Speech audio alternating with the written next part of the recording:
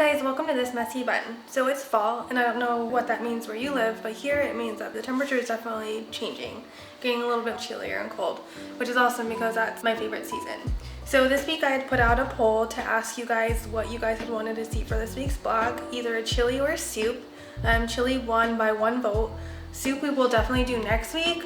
I have 2 kind of options in my mind that I'm playing with. They both are really freaking delicious. I'm not really sure which one I'm going to go with that, so we'll see. But anyway, today we're going to talk chili. So chili varies kind of depending on region where you live. It's going to look different. And I promise that this chili that I'm going to be making is definitely going to be different than what you're used to. But different is good. It's going to be really yummy. My chili is almost like a chili soup kind of thing. So I guess it does kind of fall in with the soup too. But so it's really, really good. So it starts with ground beef. I have a little over a pound here, and I'm doing an 85-15. Does that add up to 100? 85-15, because I don't want a whole lot of fat. We may have to strain it still. We'll see, I'm not sure. So I have a large Dutch oven pan. The largest pan you have probably would be the best. And we're gonna go ahead and start our beef in. Kind of give that guy a little chop down. And I did have my pan already starting to heat up, so when the beef gets in the pan, it just kind of cooks right away.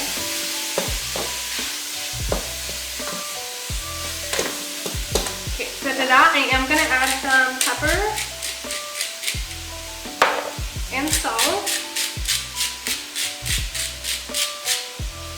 just to kind of start building the flavor, right? That's what we want to do. When the ground beef gets, probably about halfway cooked, we're gonna add, I'd already chopped, our onion, and we'll let that cook for a few minutes to kind of sweat down some. Then we'll do our garlic, and then we will do bell pepper as well. I have half of a yellow onion. I have a whole green bell pepper and 2 cloves of garlic. And then I also, what kind of makes my chili a little different, gives it kind of a fun spin, is I have this smoked kielbasa that we're also gonna do. It's gonna give a lot of flavor, and it's gonna be really good. I feel like it's more hearty, which soup needs to be hearty, or not soup, but chili needs to be hearty. So the seasoning that we're going to be using for our chili, of course we're going to do salt and pepper because that's, well, obvious. I'm going to be doing 2 palmfuls, or what I have figured out, because I told you guys I didn't measure. I actually took the time to figure that out for you, so you're welcome. Just kidding. It's 1/4 cup. So 1/4 cup of chili powder and 1/4 cup of cumin, and then just a little pinch of cinnamon is also going to go in it, kind of give you an extra little kick back there, which is going to be delicious. The chili that I make does have beans in it. Like if you live in Texas, I know that's probably like a sin to have beans in your chili, but we are going to use beans. I do a can of, they're all roughly about 16 ounces, pinto beans, light red kidney beans, and red beans. This is coming together nicely, so we're going to go ahead and add our onion now.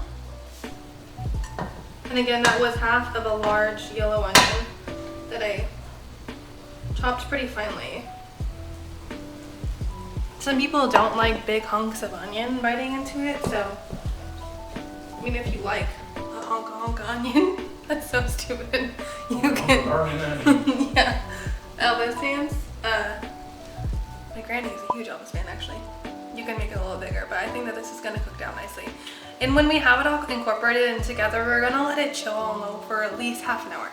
Half an hour, an hour, just you wanna get all your flavors, chilling, hanging out, getting yummy together.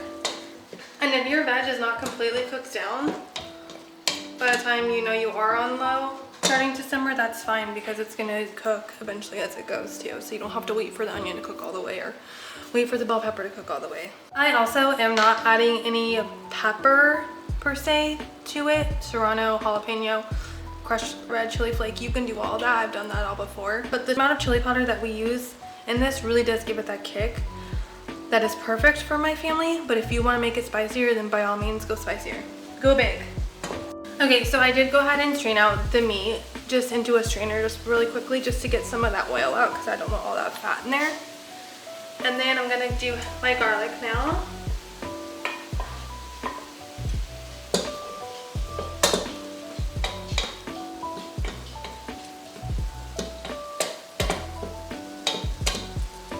And then now we'll go ahead and do our bell pepper.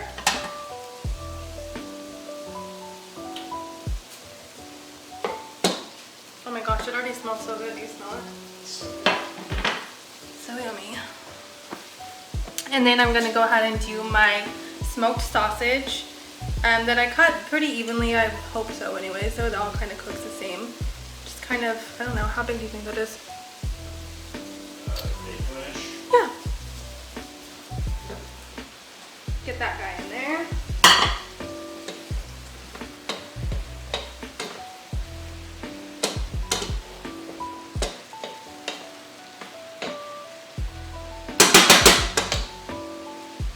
I like doing the smoked kielbasa. You don't have to do smoked. You can just do Polish kielbasa if you want to. I mean, this chili is very versatile. You know, cook the way you like it, cook the way your family likes it. I always say that. I really believe in it. You can use ground turkey. You can do, actually this smoked sausage is turkey sausage. You can do whatever meats you want. You can do no meat. You can do, you know, vegetable broth, whatever you guys want to do. But this way, you know, I think is the winner. The way you should do it. So now we're gonna do our bean mixture. Ooh.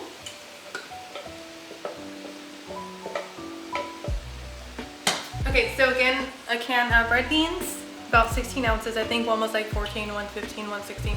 Red beans, light red kidney beans, and pinto beans.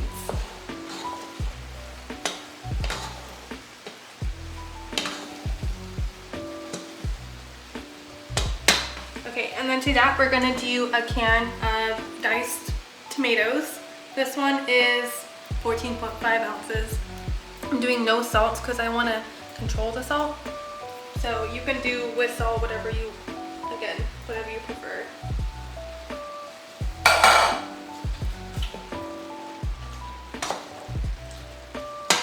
Alright, oh sorry, that probably went right in your camera.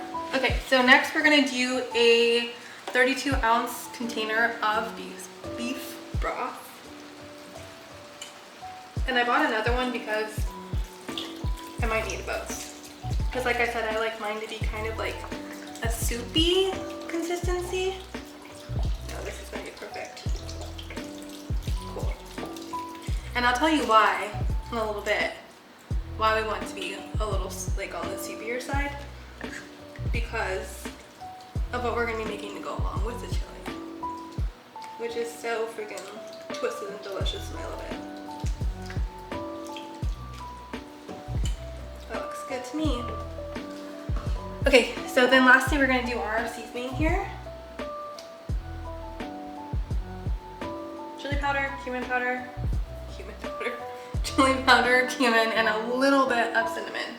At this point, we do want our pot to be on high because we're going to bring it to a boil and then we're going to reduce it to a simmer and let it go, like I said, for at least half an hour.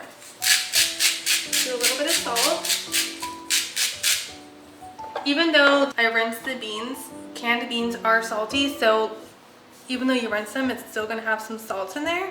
So kind of do a little bit and then increase as you go because you don't want it to be too salty.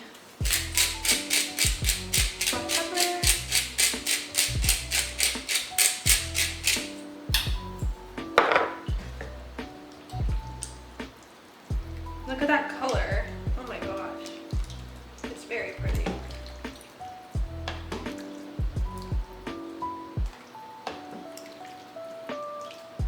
Alright. So we are going to bring this to a boil.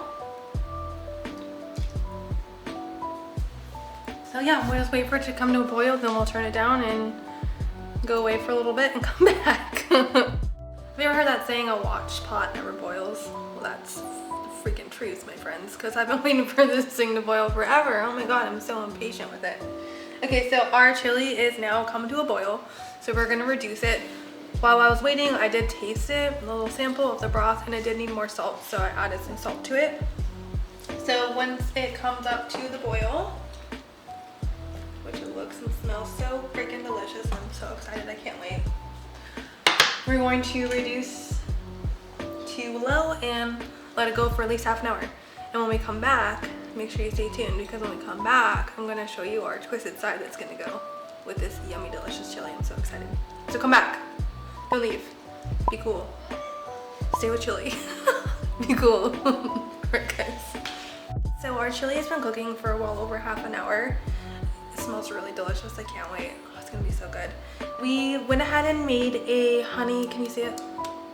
We went ahead and made a honey butter cornbread to go along with this too, because cornbread and chili are like hand in hand. They go together so well.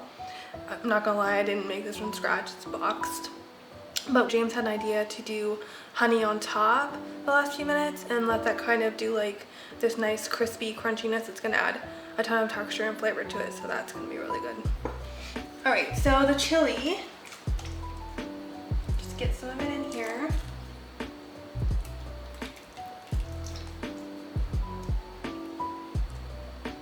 Oh my god, it smells so good. Okay. Not the prettiest plating, but oh, it smells amazing. And you see all that steam. It's all warm and yummy and good. Can't wait. So for me, what I like to do, my little funky fun twist on chili, for the side anyways, which, you know, adding the sausage and everything to it, I don't feel like that's very traditional, so that is also a twist as well. What we're gonna be doing though is I made this quesadilla. So normally people top their chili off with maybe some cheese and some onion, but we're gonna skip that part and we're gonna have this cheesy gooey quesadilla that's gonna add the cheese element but also give a nice texture. Oh, it's gonna be so good, I promise. This is gonna be your new way of thinking about chili for the side. I am gonna do just a little bit of green onion on top because I like the color and I like green onion. And we're going to get into our quesadilla here. I'll turn it around. Look at that, that looks good, right? Yum, who doesn't love quesadillas, dude? I think everybody does. All right, so our chili.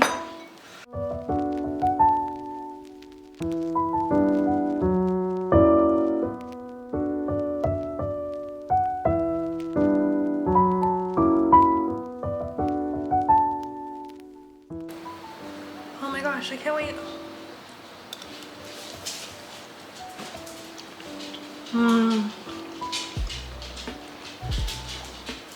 It's so bonkers how good this is. Simple ingredients come together. The depth of flavor is amazing. Oh my gosh, it's so good. But the reason why we made this handsome little fella quesadilla is for this moment. It's super crunchy. What you do is you kind of give it a little dunk and scoop. Get the juice in there. That's why I like my chili juicy for this very moment.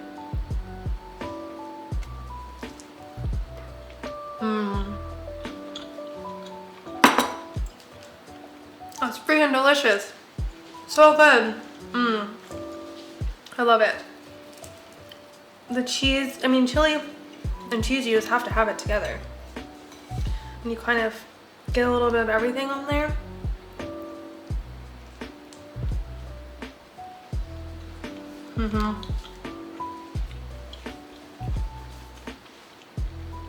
Oh, that's stupid yummy. So good. You certainly can do cornbread, honey butter cornbread. Be very yummy with this. Do something different. Try a quesadilla. Promise you. The crunch, the cheese, everything goes so good with this. You have to try it. And you actually can thank James because we used to just do cornbread too, till a few years ago. We were kind of bored with it. And I was like, what should we try? And he's like, let's try a quesadilla. I've done it ever since. So thank you, James, for this amazing pear, twisted pear. Told you it was twisted. So yummy. So thanks you guys so much for hanging out today. You can get the recipe for this yummy chili in the link in the description for my blog where you can go and get this recipe and all the other recipes that we've made. You know, please hit that like button, comment, subscribe, do all those wonderful things. Please, would mean so much to me if you did.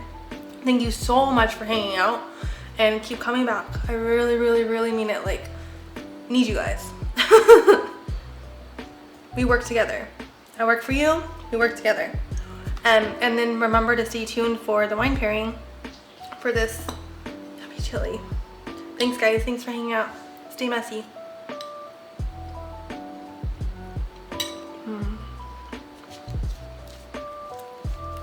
The wine I chose to pair with this hearty bowl of chili is a 2018 Cabernet by Josh Cellars. This wine was created in 2007 as a tribute to the inventor's father, Josh, and a Cabernet was their mission. This dark red cab is mellow, while being full-bodied dry. The notes of blackberry, oak, and cinnamon display a lovely aroma and a taste complementing this chili perfectly. For a wine that started as a dream in a garage, this Cabernet not only drinks well, but pairs well with a perfect bowl of chili, really making you feel at home. You can find this amazing wine in most marketplaces, as well as online on sites such as wine.com. Mission accomplished.